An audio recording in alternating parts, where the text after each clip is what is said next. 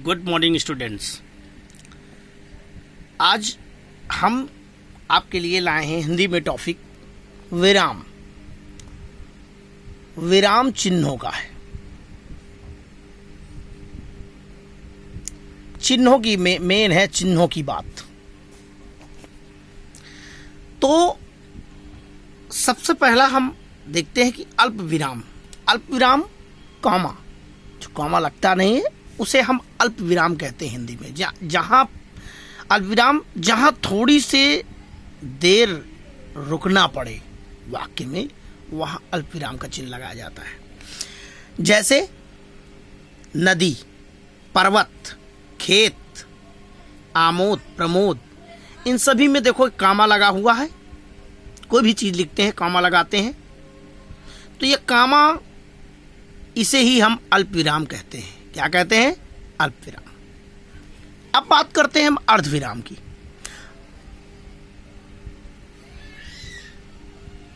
अर्ध विराम, अर्ध विराम जहां अल्प विराम की अपेक्षा कुछ अधिक देर तक रुकना पड़े, वहां इसका प्रयोग होता है। जैसे सूर्यास्त हो गया, एक बिंदी और नीचे कॉमा, ये इसका मार्क है। इसको इसी तरह से पहचान जाएंगे कि ये क्या है? अर्ध विराम है।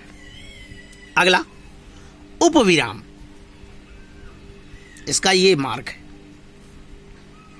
दो बिंदी। जहां पर किसी कथन को पृथक दिखाना हो, जहां पर किसी कथन को अलग दिखाना हो, वहां पर उपविराम का प्रयोग होता है। जैसे प्रदूषण, प्रदूषण क्या है? एक अभिशाप है। तो इसको दिखाने के लिए प्रदूषण को मेन और अभिशाप को अलग करने के लिए, किसी कथन, प्रदूषण, अभिशाप, तो इसको अलग दिखाने के लिए उपविराम का प्रयोग किया गया। नेक्स्ट पूर्ण विराम। वाक्य के समाप्त होने पर पूर्ण विराम लगाया जाता है, आपको पता है। जैसे कोई वाक्य है, मोहन पढ़ रहा है, मार्क लगाया गया पूर्ण विराम का। या मैं बाजार जाता हूं, पूर्ण विराम लगाया गया। तो इस प्रकार ये पूर्ण विराम का प्रयोग वाक्य के समाप्त होने पर लगाया जाता है। अगला प्रश्न चिन्ह, इसका प्रयोग प्रश्नवाचक वाक्यों के अंत में, प्रश्नवाचक वाक्यों के अंत में किया जाता है। जैसे वह क्या लिख रहा है, या वह क्या पढ़ रहा है, तुम क्या कहां जा रहे हो। तो इस तरह के वाक्यों में प्रश्नवाचक चिन्ह अर्थात प्रश्न चिन्ह का प्रयोग होता है। विस्मय चिन्ह, विस्मय चिन्ह देखिए आप ऐसे, इसका यूजमेंट कहां पर होता है?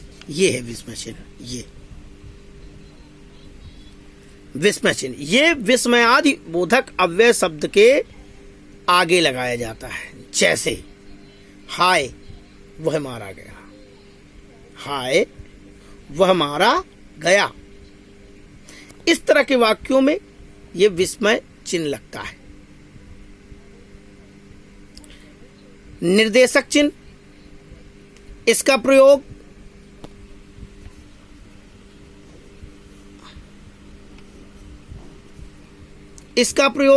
विषय विभाग संबंधी प्रत्येक शीर्षक के आगे लगाया जाता है। जैसे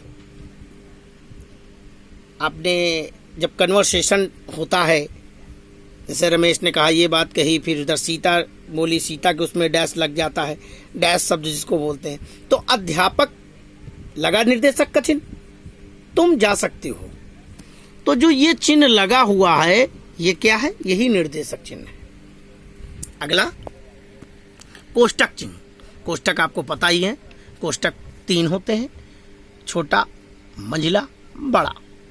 तो अर्थ को और अधिक स्पष्ट करने के लिए शब्द अथवा वाक्यांश को कोष्ठक के भीतर लिख देते हैं। जैसे विश्वामित्र, विश्वामित्र कैसे थे? क्रोध में कांपते हुए। विश्वामित्र क्रोध में कांपते हुए, तो क्रोध में कांपते हुए इसको छोटे कोष्टक में कर दिया, ठहर जा। विश्वामित्र ने कहा क्रोध में कांपते हुए, ठहर जा। तो इस प्रकार का जो चिन्ह लगता है वो सब कोष्टक चिन्ह में आते हैं। आपको लगभग पता होगा ये, क्योंकि इसका प्रयोग ज़्यादा होता है और सभी का होता है। तो अब बात करते हैं उद्धरण या अवतरण चिन्ह।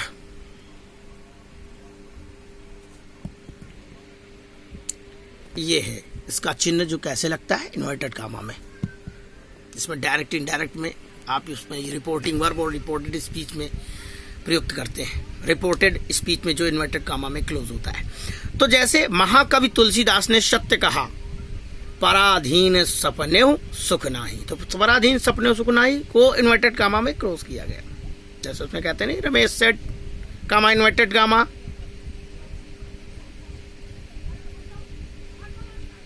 You are going to school. तो उसी प्रकार उद्धरण या अवतरण चिन्ह हिंदी में इस तरह का मार्ग बनता है। अब योजक चिन्ह की बात करते हैं। योजक चिन्ह ये सेम योजक चिन्ह और निर्देशक चिन्ह वैसे ही होता है। योजक चिन्ह थोड़ा छोटा बनता है, निर्देशक चिन्ह, लेकिन भाव इसके अलग होते हैं। इसका प्रयोग समस्त पदों के लिए किया जाता है और इसका प्रयोग क्या था, विषय विभाग संबंधी प्रत्येक शीर्षक के आगे लगाया जाता है। तो योजक चिन्ह में बस यही फर्क है। जैसे देश के दीवानों ने ताना माना धन से देश की रक्षा की के लिए प्रयत्न किया। तो शॉर्ट में जो समस्त जो पद होते हैं उनको उनके पदों के लिए ही समस्त पदों को के लिए प्रयोग किया जाता है इस चिन्ह का, योजक चिन्ह का।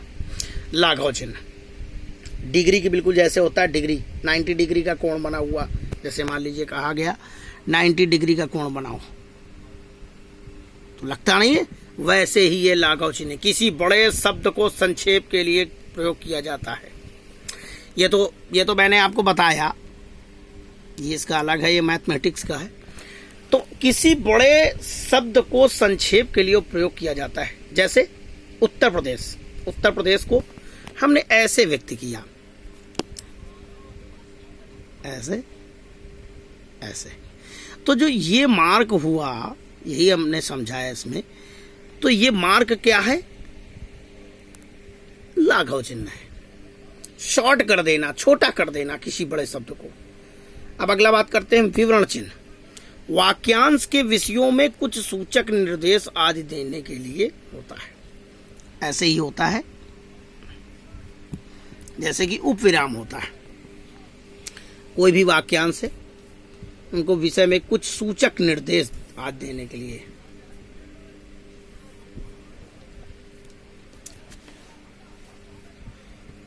विस्मरण या त्रुटि पूरक चिन्ह।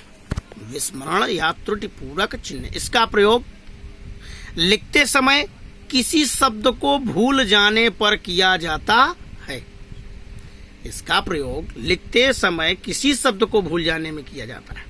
जैसे मैं पिताजी के साथ, अब भूल गया, कहाँ गया ये नहीं क्लियर है। कानपुर गया, दिल्ली गया, बाजार गया, स्कूल गया, मैं पिताजी के साथ गया। अब भूलने के लिए कौन सा मार्क लगाया गया, ये विस्मरण या त्रुटि पूरक चिन्ह।